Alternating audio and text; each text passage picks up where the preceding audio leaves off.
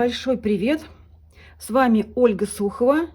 Сегодня я буду делать небольшую вешалку. Вешалка будет сделана из вот такой вот досочки.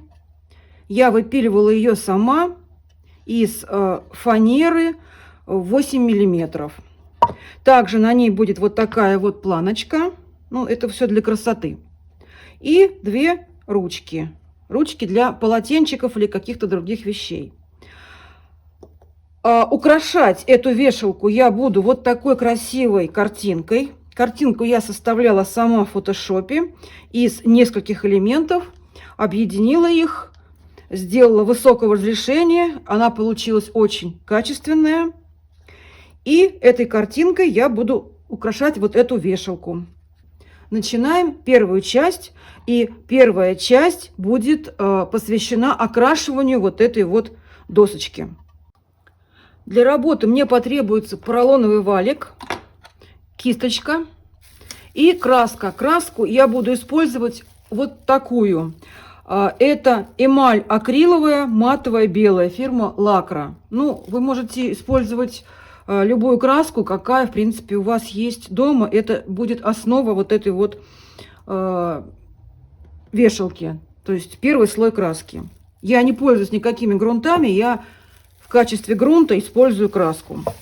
Красить я рекомендую начинать вот с этих вот торцов, потому что если какие-то будут подтеки вот на эти две плоскости, то их спокойно можно удалить. Итак, я начинаю красить. Краска хорошо ложится, она довольно укрывистая, поэтому много краски наносить не нужно. Вот так я провожу краской и потом раскатываю валиком, чтобы убрать возможные подтеки и излишки краски. Если у вас немножечко вот сюда краска попала, то также, или вот макушкой, нужно убрать эту краску, чтобы не было вот этих подтеков. И так прокрашиваю все вот это вот пространство бортика.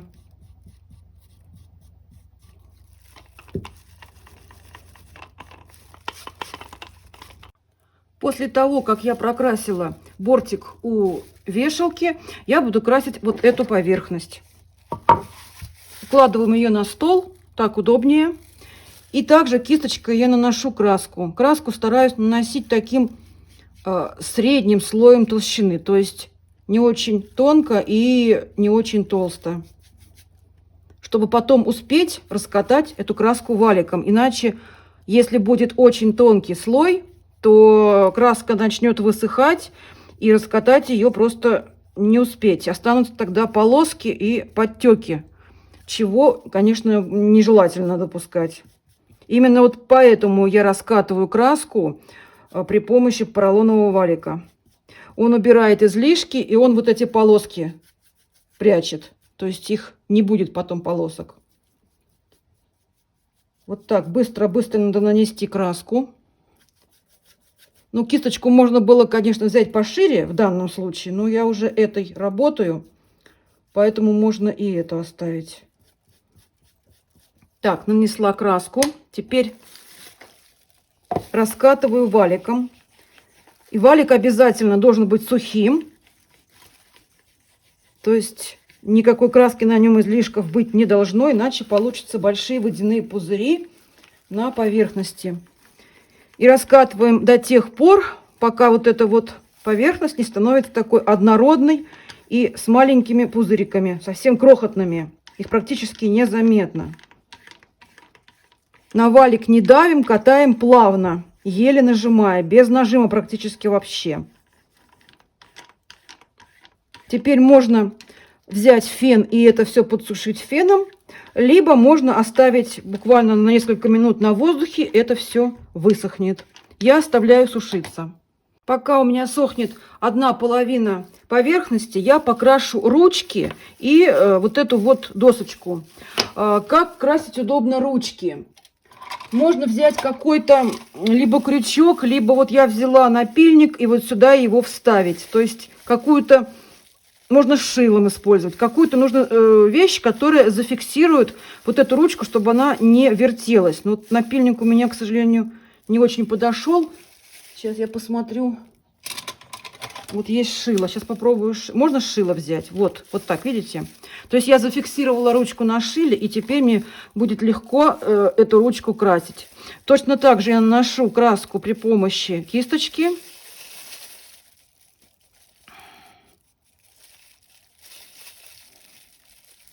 И потом немножечко промокну ее валиком. Можно это делать поролоновой губкой. Что вам удобнее. Если же вы привыкли делать просто кисточкой, ну, смотря какая краска, опять же, то можно делать и просто кисточкой. Вот у меня краска оставляет полоски, поэтому я размазываю вот эти вот полоски при помощи валика. И вот так вот валиком все это вот раскатать. Можно вот этим вот местом, макушечкой тоже, потому что он подлезает вот в эти вот ложбинки хорошо. И он хорошо впитывает краску. Вот так. И в таком положении оставляем сушиться. Ну, досочку я, естественно, покрашу точно так же, как и вот предыдущий элемент. Здесь ничего нового нет. Пока я красила вот эти детальки, у меня эта сторона высохла. Я переворачиваю на другую сторону. И точно так же окрашиваю и вот эту сторону с помощью кисточки и валика. У меня посохли обе стороны, уже все нормально. Теперь я наношу еще один слой этой же краски. То есть я начинаю снова красить сначала торец, а затем обе стороны поочередно, с просушкой каждой стороны.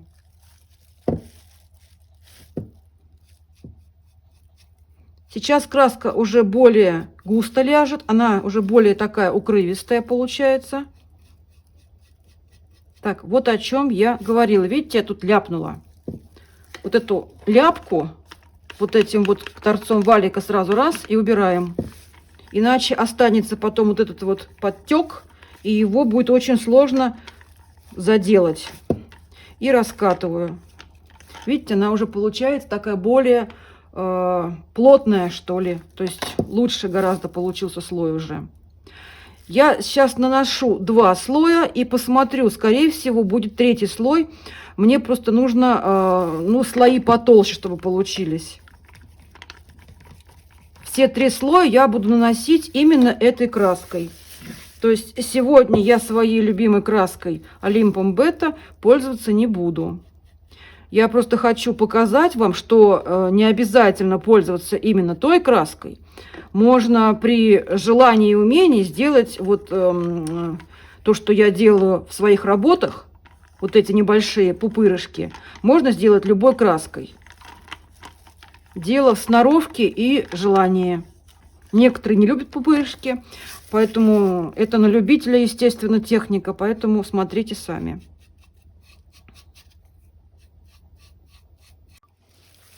Наношу 2-й слой краски на поверхности. Немножечко больше краски берите, потому что уже основа деревянная закрыта, и сейчас нам нужно уже сделать наращивание слоев именно.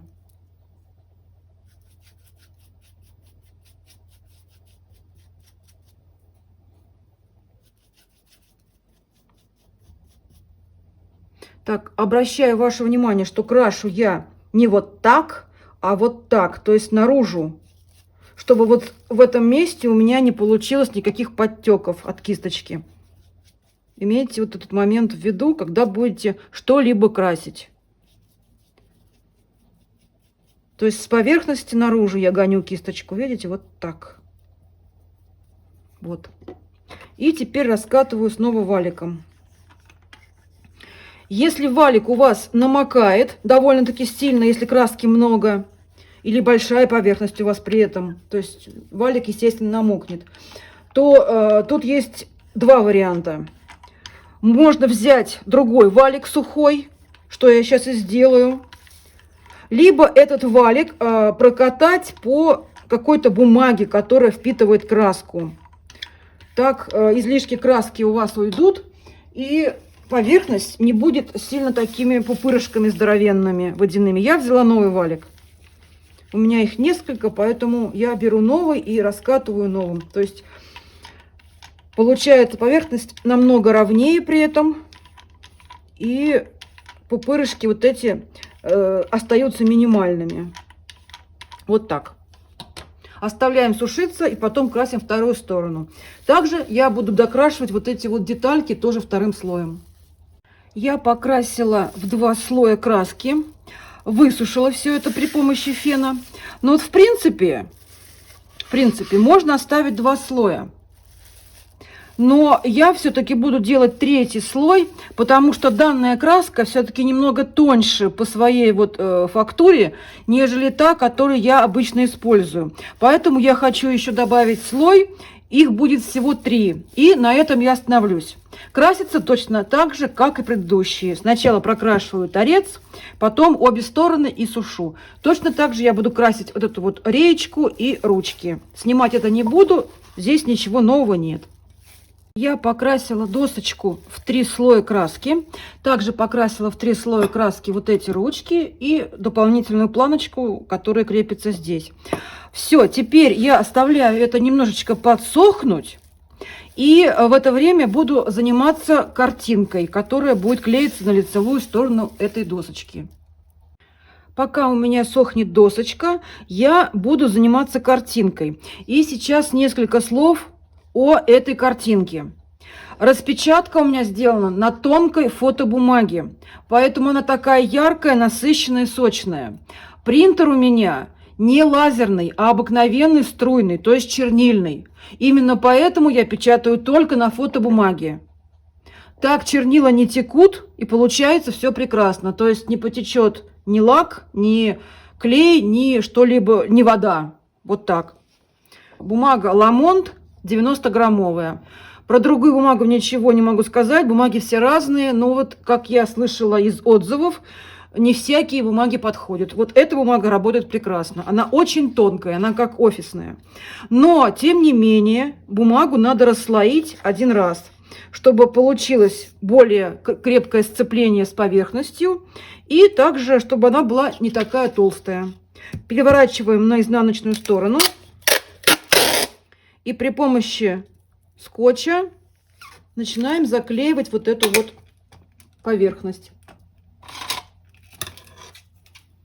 Здесь можно использовать ножницы, можно нож, что у вас есть под рукой. Делаем обязательно наклеивание с нахлестом на предыдущий ряд. Ну, вот здесь у меня немножко ушло, но ничего страшного, здесь совсем маленькая дырочка. Но надо стараться, чтобы именно попало на предыдущий ряд. Вот это вот все.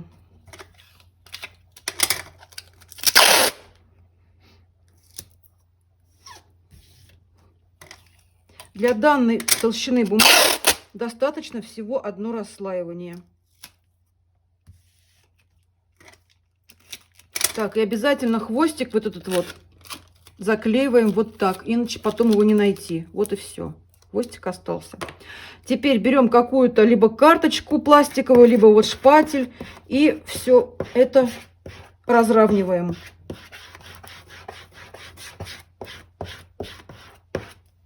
После этого, с того места, с которого я начинала клеить, я хватаю вот так вот и начинаю тянуть. Придерживаем пальцем. Помогаем, если вот такие штуки получаются. Но там сейчас оторву отдельно ее. Так, и вот так я снимаю эту бумагу. Здесь немножко прилипло, ничего страшного. Придерживаем рукой и снимаем последнюю ленточку. То есть получилось все очень ровно. И, как видите, проступил рисунок. То есть толщина бумаги стала тоненькой. Вот теперь эта распечатка готова к работе. Ее сейчас нужно будет очень тщательно вымерить, чтобы попасть вот именно в правильное положение на этой досочке. Сейчас я этим займусь. Я сначала подрежу бумагу с 2 сторон максимально, вот по этим 2 точкам, чтобы картинка никуда не уехала. Потом я выровню верх и низ, соответственно. Я подрезала бумагу с боков. У меня здесь осталось буквально несколько миллиметров и там, и там. И также я подрезала бумагу снизу. Но здесь за внимание берем следующий момент. Во-первых, у нас будет вот эта планочка, которая будет накладываться поверх к вот этой вот досочке. Она должна где-то примерно быть вот так, то есть расстояние, чтобы у нас она не залезла на рисунок. И также надо учесть, что вот здесь также должно быть нормальное расстояние. То есть я пока здесь не срезаю, вот это расстояние должно быть тоже не впритык. То есть смотрите, чтобы рисунок у вас лег гармонично на всю вот эту вот поверхность, чтобы не было нигде перекоса и перегиба. Вот это важный момент. Я буду клеить картинку при помощи вот такого клея ПВА. Это строительный клей. Почему строительный?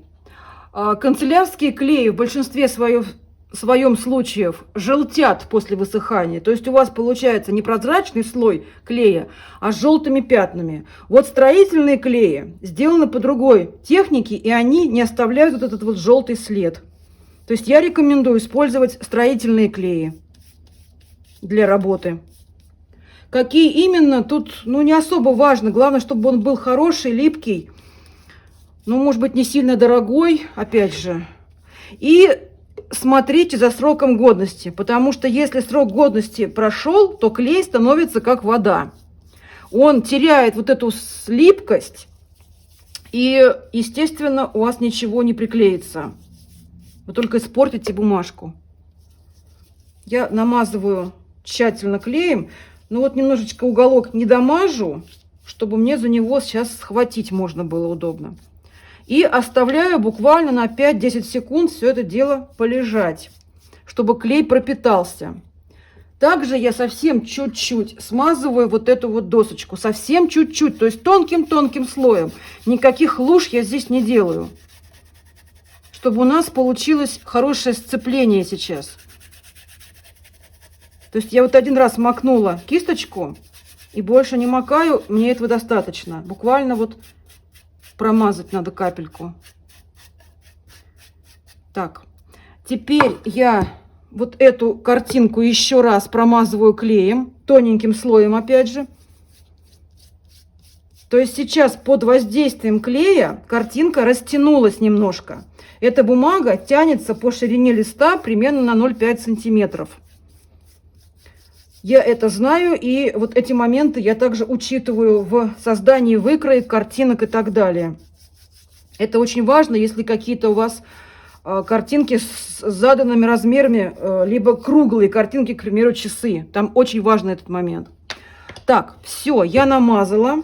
Теперь, сейчас мы это все подвинем. Подвигаем ближе основание. И теперь берем вот эту картинку и, начиная вот с этой стороны, вот с дальней, я буду укладывать ее на основание. Вот почему я намазала само основание. Обычно я этого не мажу. В данном случае это удобно. Можно двигать и можно снимать, если, допустим, вы неровно уложили. Я стараюсь выравнивать вот по этому нижнему краю. Может быть, небольшой там пару миллиметров зазорчик, если получается, не страшно. Так, вот надо было взять тряпочку сразу. Так. Пока я ничего не приклеиваю, пока я просто укладываю картинку. Если что-то неправильно, ее можно всегда снять. Мне кажется, что нормально теперь. Сейчас я проверяю все стороны. Так, здесь, немножко вот здесь я завалила. Сейчас я ее приподниму. То есть пока вы ее не прихлопали руками, ее можно двигать. Вот так, так и вот так. Вот теперь нормально. Вот. И теперь, как только вы убедились, что все ровно, теперь ее можно прихлопнуть немножечко руками. Или взять какую-то тряпочку и вот так вот слегка ее прижать. То есть ни в коем случае не трите вот так. сотрете картинку или свезете, потому что она сейчас мокрая, и это все может порваться очень легко. После этого я беру велюровый валик, и велюровым валиком очень тщательно от середины к краям начинаю раскатывать картинку. Если какие-то там есть пузырьки воздуха, они при этом уходят. Именно от середины к краям. Только не нажимайте очень сильно на валик, потому что можно порвать картинку. Она сейчас еще мокрая. Вот, поэтому надо очень-очень аккуратно все это делать. Тщательно прокатывайте вот эти вот торцы. Вот так.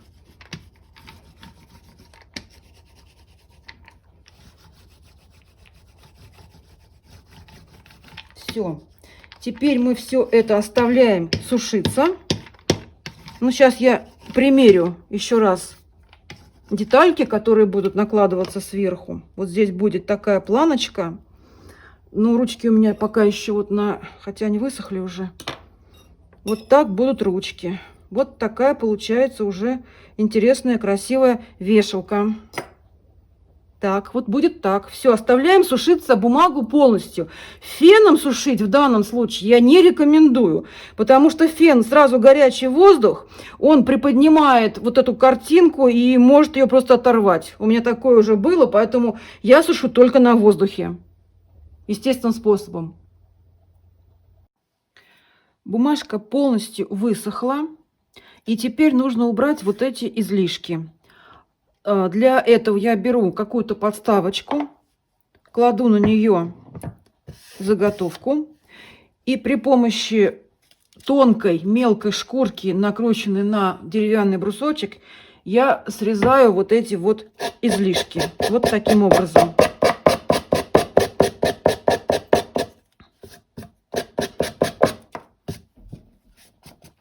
Когда подходим вот к такому круглому краю, удобнее всего это делать при помощи шкурки вот в таком виде. Она очень хорошо срезает вот эти вот неровности. Ну и так далее. Проходим все это по кругу.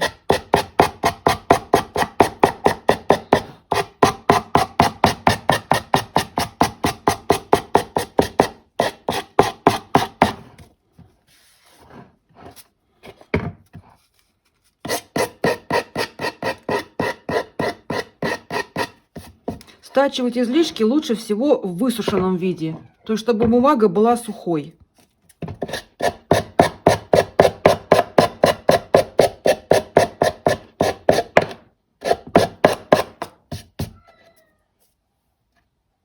И так далее до конца.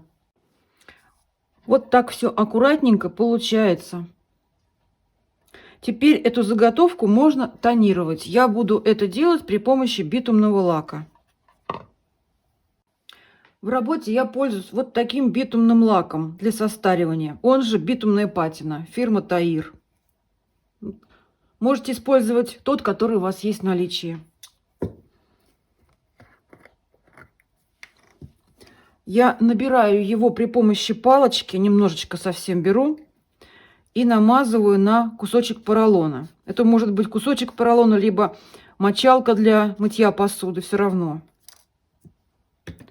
И обязательно вот эту поролонку нужно обтереть о бумагу. То есть удалить все излишки вот этого битумного лака. Чтобы губка чуть-чуть пачкала, но не делала большие ляпы. И после этого я поставила опять же на подставку, как вы видите, так удобнее. И после этого, начиная с какого-то одного угла, я начинаю вот такими вот движениями пачкать вот эту вот картинку. Замечу, я не положила здесь слой лака. Здесь у меня чистая картинка, бумага, то есть она не закрыта никаким лаком. Если вы боитесь ошибиться, то можно покрыть слоем лака акрилового. Правда, при этом получается не совсем такой же эффект, как вот на бумаге. Но зато это обезопасит вас от того, если вы сделаете какие-то, некрасивые ляпы. То есть вот это пачканье, тут надо тоже набивать руку. Оно может получиться, может не получиться у начинающих. Тут надо именно пробовать. И вот так равномерно я тонирую весь вот этот вот край. Если лака недостаточно на губке, нужно немножечко подмазать. Ну и так далее по кругу. У меня получилось вот так. Везде равномерно, довольно-таки ровно. Тонируем на сантиметр. Теперь я вот эту торцевую часть также прохожу вот этой вот чумазой губкой. Всю полностью закрашиваю.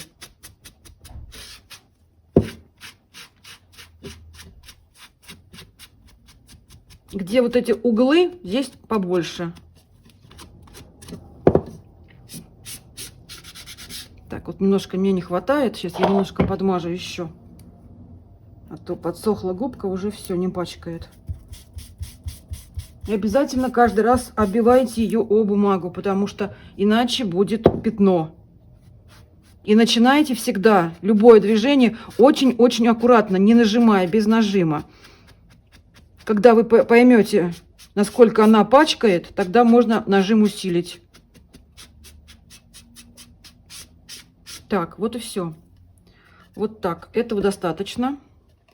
Также при помощи этой же губки нужно оттонировать вот эти детальки.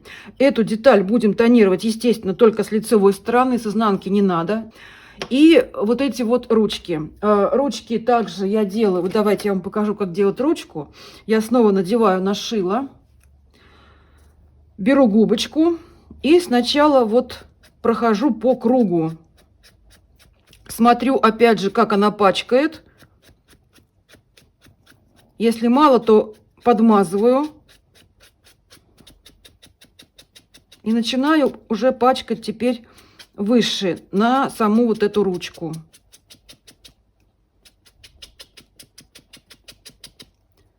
Сейчас фактура дерева затонируется, она будет отличаться, будет хорошо видна вот эта вот полосочки на самой ручке. Вот так. Вот этого достаточно. Точно так же делаю вторую ручку и брусочек, который будет являться самой вот этим креплением для этих ручек. Вот так получилась тонировка реечки и, соответственно, две ручки. Вот они вот такие. Сейчас я буду их шкурить, то есть придавать белесый вид и убирать излишки вот этой коричневы. Итак, я начинаю делать ошкуривание вот этого края. И для этого я использую вот такую мягкую поролоновую губку с наждачкой. Она может быть такой формы, такой формы. Если у вас нет твердых, можно использовать мягкие, но мягкими, конечно, вот это вот неудобно делать. На крайний случай можете взять обыкновенную шкурку на брусочке, но вот не рекомендую, она островата для этих целей. Лучше взять какую-то мягкую. Сейчас это все продается. Значит, делаем таким образом, то есть под углом примерно 45 градусов начинаем делать вот такие движения с поверхности наружу. Сначала срезаем вот этот вот бортик, уголочек. И постепенно, забираясь на бумажку, убираем с бумажки часть вот этой вот коричневой.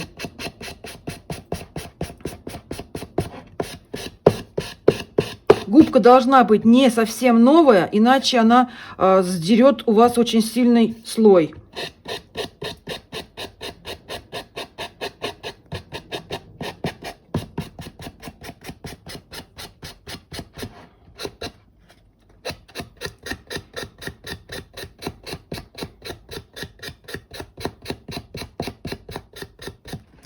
Должно получиться примерно вот так.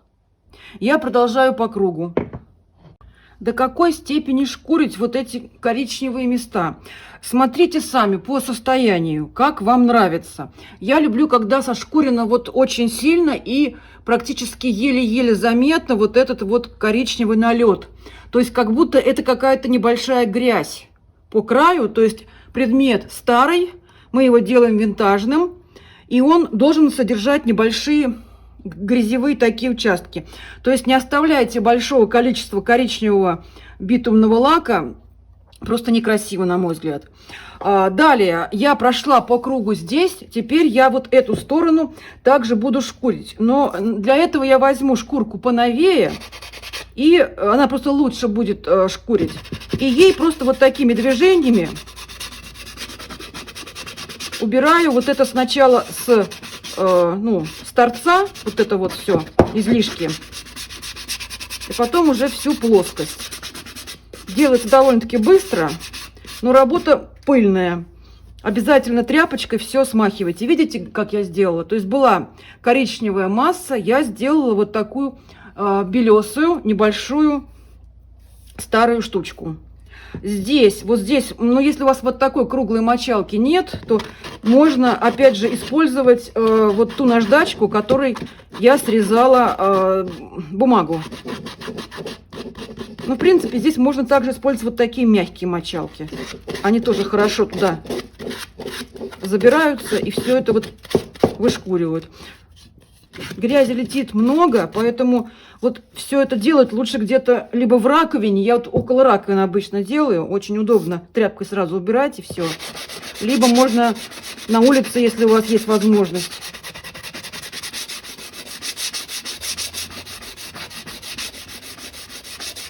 То есть вот так я убрала немного и остается. И плюс к тому же шлифуется уже сама поверхность. Как вы заметили, я после окрашивания ничего не шлифовала. Но вот сейчас, именно когда я убираю излишки коричневой патины, как раз вышлифовывается еще и сама поверхность. Она становится более гладкая. То есть я намеренно не шлифовала саму вот эту белую красочную поверхность. Потому что именно в ложбинке между пупырышками и попадает этот битумный лак. В этом его и смысл этого метода.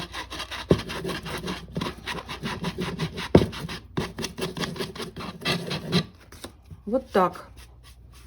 И заодно я сейчас прошлифую слегка заднюю сторону, но это чисто, чтобы просто она была гладенькая. Опять же, новой шкуркой желательно.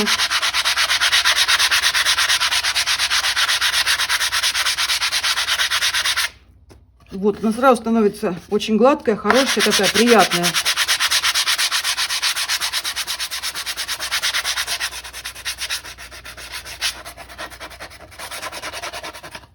Делайте акценты на этих вот торцах, вышкуривайте их.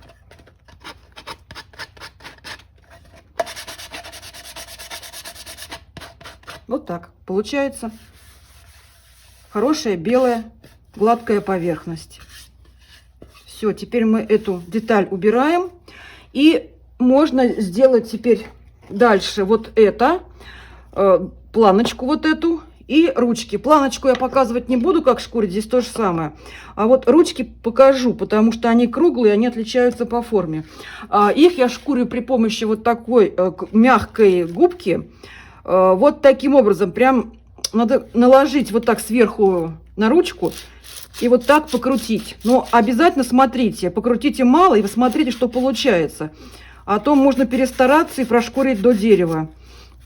То есть, если у вас губка довольно-таки хорошая, острая, новая, она шкурит быстрее. Поэтому надо смотреть постоянно, что у вас под ней происходит. То есть убираем вот эти большие участки коричневого и оставляем так, чтобы они были белесенькие. Как будто ручки захватали грязными руками, и они стали старенькими. Вот так получается. Где-то больше, смотрите, сошкурить можно. Можно даже протереть до деревяшки какие-то участки. То есть тут все зависит от вашего вкуса. Как вам нравится. Вот я тут посильнее протру. Будет прям вот такой беленький кусочек получается вот здесь. И здесь, соответственно, сейчас то же самое сделаю. Так. Ну и, соответственно, точно так же я сейчас сделаю вторую ручку. Естественно, надо смотреть, чтобы они получились одинаковые. Видите, какая разница получается? Вот ошкуренная ручка и просто испачканная битумом. Очень разные получаются.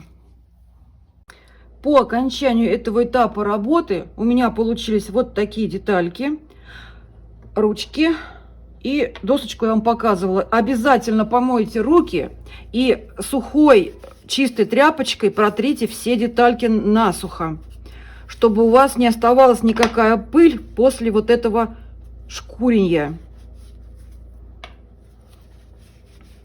Сейчас будем покрывать лаком. Нужно, чтобы все было чистое, максимально чистое. Итак, я покрываю акриловым лаком. Лак у меня на водной основе, акриловый, прозрачный, быстро сохнущий. Но в частности у меня вот здесь лак для пола в банях и саунах. Фирма Aquatex. Aquatex сауна. Ну, любой лак используйте, какой у вас есть. Главное, чтобы он был бесцветный, матовый и быстро сохнущий. Я также делаю, как и краску, наношу лак кисточкой. Ну, я вот начала с ручек. Наношу тщательно вот на все вот эти вот изгибы, потому что нужно промазать хорошенечко все это. Вот, и теперь я убираю излишки лака при помощи просто губки. Можно валиком, но здесь вот губкой удобнее. Вот так. Лак сохнет довольно-таки быстро, но тем не менее какое-то время ему надо, чтобы он высох. Одного слоя достаточно сейчас будет для этого этапа. После ручек я возьму вот этот маленький брусочек. Сначала я прохожу вот эти бока, чтобы просто было удобнее держать. Ну и также вот этой губкой я сейчас его вот так прям промажу. То есть опять же я убираю подтеки и промазываю хорошенечко всю поверхность.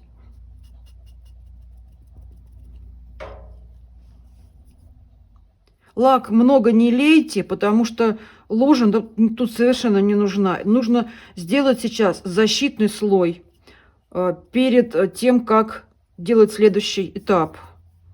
Следующий этап может быть набрызг, а может быть какой-то кракелюрный узор. То есть смотрите, что вам хотите. Либо какой-то трафаретный узор, если вы надумаете делать на вешалке, то обязательно перед вот всеми этими работами нужно проложить один слой акрилового лака и просушить. Вы защищаете тем самым вашу поверхность от возможных каких-то ляпов. То есть вы где-то можете потом краской капнуть случайно, и по лаку вы спокойно эту краску вытираете. А тем более там, вот на нашей самой вешалке, там вообще чистая бумага сейчас. То есть там лучше не рисковать вообще, а защитить слоем лака обязательно. Но вот здесь я вот так делаю, потому что, ну, хотя можно так, как смотрите, как вам нравится. Я делаю вот так, и обычно я такие поверхности катаю валиком. Валик сейчас я, конечно, возьму, но я уже буду делать саму ключницу, ой, эту вешалку. Все, оставляем сушиться. И теперь я перехожу уже к моей вешалке. Сейчас я ее положу на тряпочку, чтобы просто было удобнее. И возьму другую кисточку пошире. Также я сейчас сразу беру поролоновый валик, естественно, сухой. И также начну наносить лак вот с этого торца. Но сначала я, естественно, возьму маленькую кисточку, чтобы ей было удобнее это сделать. Так, и губочкой сразу прохожу. Вот так, убираю, разравниваю. Подтеки обязательно смотрим, чтобы нигде не было с боков.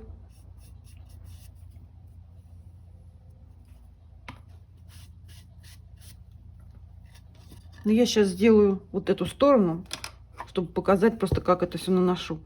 Просто кисточкой намазываю лак.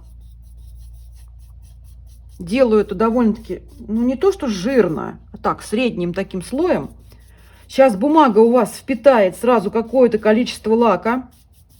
Поэтому вот в те места, где уже лак у вас ну, как бы подсох, его видно будет на отсвет, туда наливайте еще лака, чтобы он был вот именно такой в мокром состоянии, чтобы не было ничего высохшего. Потому что сейчас его нужно будет обязательно раскатать валиком и убрать тем самым вот эти полоски от кисточки, которые она оставляет. Вот я прям прохожу по тому же месту, где я уже помазала лаком, прохожу еще раз. То есть все должно быть сырое. Смотрю на лампу, чтобы мне все это было видно. Обязательно, обязательно все места промазываю тщательно. Теперь сразу же прохожу вот все вот это пространство при помощи валика. Вот сразу картина меняется очень сильно. Полоски от кисточки исчезают, появляются маленькие-прималенькие вот эти пузырики, ну, пупырышки, как я их называю. И поверхность получается сейчас идеально будет ровная. Лак сейчас немножечко растечется и при подсыхании сделает очень ровную, хорошую поверхность. Никаких подтеков, как вы видите, ничего нет. Все. Оставляем сушиться и потом обрабатываем таким же образом заднюю стенку. Лак у меня полностью высох. Я подготовила специальную подложку, чтобы сейчас сделать наброск. И покажу вам, как я его буду делать. Наброск я буду делать белой краской и немножечко черной, буквально капельки, несколько штук. Делаю я наброск при помощи зубной щетки и небольшой палочки. Наношу краску на зубную щетку и движениями на себя буду делать наброск.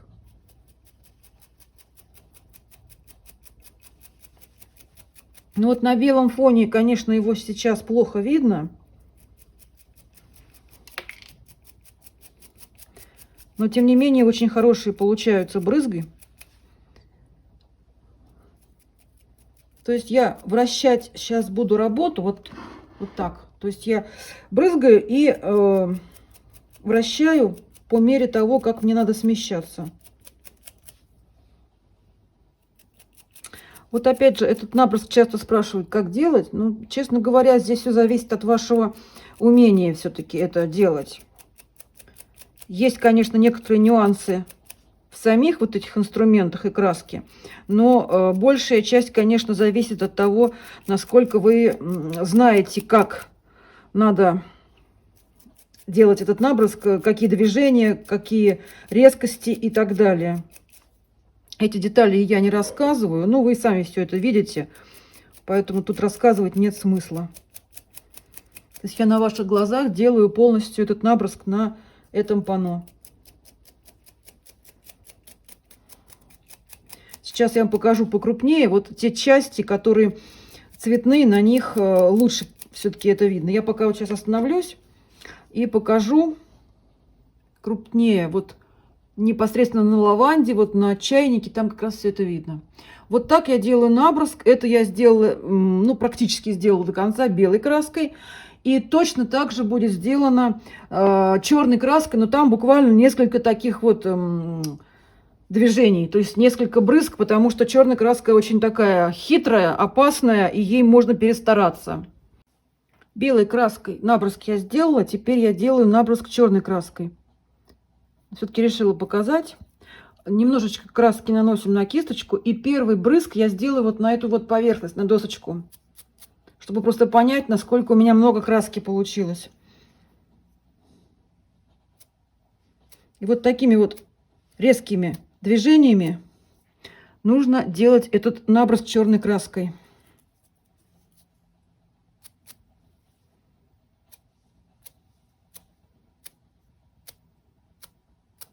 То есть брызнули, посмотрите, что там у вас получается.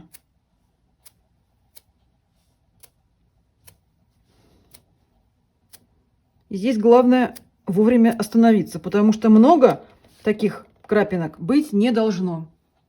Вот, в частности, что получается более крупно. Пускай все это теперь высохнет. Высушить надо полностью. Потому что сейчас будем покрывать лаком, и лак ни в коем случае не должен размазать эту краску. То есть краска должна высохнуть полностью. И теперь я буду делать наброск вот на этих вот оставшихся элементах. Ну, здесь все то же самое. Сначала я досочку сейчас побрызгаю, и потом вот эти две ручки. Здесь абсолютно то же самое, поэтому показывать этот момент я не буду. В результате у меня получилась вот такая вешалка. Я имею в виду про наброск. И я сейчас побрызгала еще ручки. Но здесь совсем немножко, особенно черненького, поэтому тут, может быть, плохо видно будет. И вот эту вот палочку. И все оставляю сушиться до полного высыхания. Только после этого можно будет покрыть слоем лака уже финишного эту работу. И, соответственно, в принципе, уже можно все собирать будет.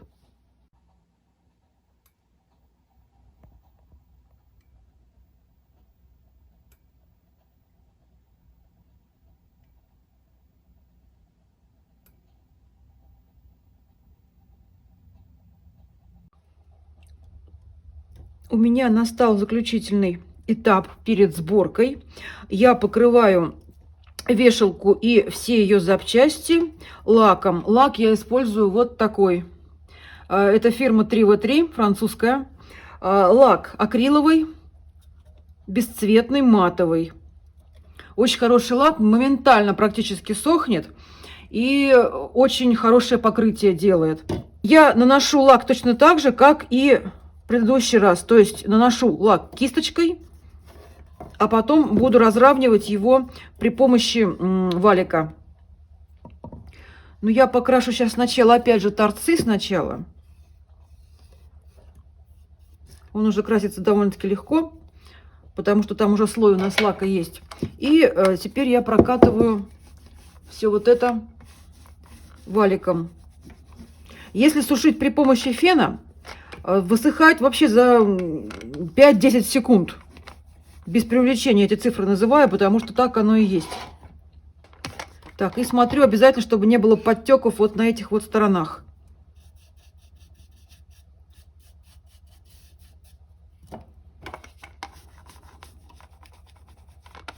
Так, все, здесь достаточно. Теперь укладываю на стол и начинаю уже обрабатывать вот эту поверхность. Краска полностью высохла. У меня все это лежало несколько часов, потому что были другие дела. Ну и все заодно просохло.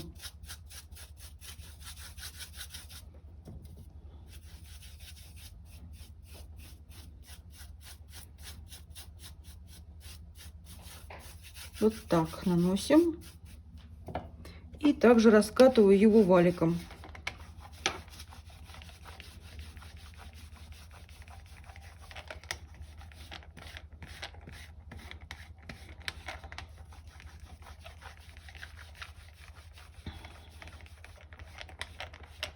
Валик, естественно, сухой.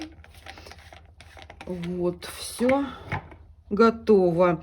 Так, теперь оставляю на несколько минут посохнуть. Ну, либо сейчас феном подсушу.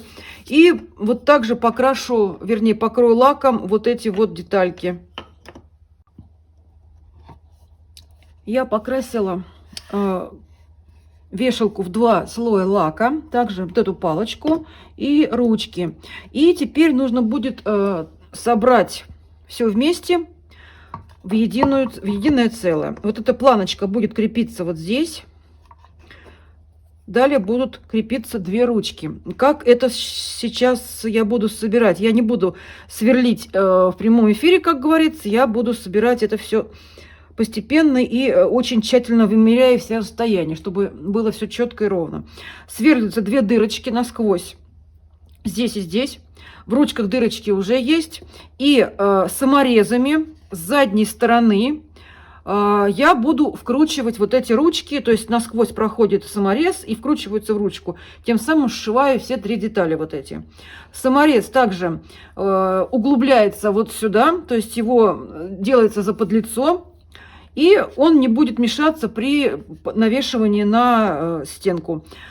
Также здесь вот и здесь будут прикреплены небольшие петельки для подвеса уже на стенку. И получается вот такая замечательная, на мой взгляд, вешалка. Ее можно использовать как для полотенчиков, так и для каких-то прихваток. Ну, масса всяких вещей можно повесить на такую вешалку. Сейчас я покажу вам еще несколько готовых уже вешалок, ну, просто для примера. Эту вешалку я пока сдвигаю, я ее буду доделывать. А вот у меня готовая вешалка. То есть здесь уже все скручено. Вот я говорила про эти саморезы, то есть они углубляются, немножечко тонируются белой краской и заподлицо заделываются, их не видно. И к этому вешалке идет вот такая вот, ну, я просто приклеиваю всегда вот так в пакетиках, потому что у каждого свои расстояния между шурупами или винтами на стенках, поэтому проще, чтобы человек сделал сам уже. Все, весь комплект здесь я прикладываю. И вот такие чудесные котики у меня получились. У котиков здесь отличается чем еще? Я здесь разукрашивала, видите? Здесь прокрашены все вот эти торцевые бока, то есть по узору самому, по рисунку я все это докрашивала. Также здесь приклеена на эту вот реечку картинка, и опять же здесь все дорисовано. Это вот такая вешалка. И есть еще одна вешалка, вот такая у меня готовая. Здесь сделано наподобие, вот как я сейчас сделала. Единственное, здесь вот картинка. Здесь картинка специально, она распечатывается отдельно, вырезается и клеится. Но здесь то же самое, как я показывала. Вы можете использовать любую картинку, которая вам подходит по дизайну, по сюжету. Это примерно формат А4. Ну, также вот этот вот сам макет вы можете сделать совершенно любой. Я срисовала в интернете какую-то маленькую бирочку тогда, насколько я помню, увеличила ее самостоятельно и сделала вот такую выкройку, по которой я теперь выпиливаю вот эти вешалки. Мне эта форма очень нравится, и она очень хорошо смотрится вот в кухне или какой-то гостиной комнате, в частности, на даче хорошо смотрится. Вот такие красивые вешалки вы можете сделать самостоятельно и довольно-таки просто. На этом я заканчиваю мастер-класс. Надеюсь, вам было интересно. Надеюсь, информация вам какая-то пригодится для ваших работ. Все. Всем спасибо за внимание. Всего доброго. До новых встреч.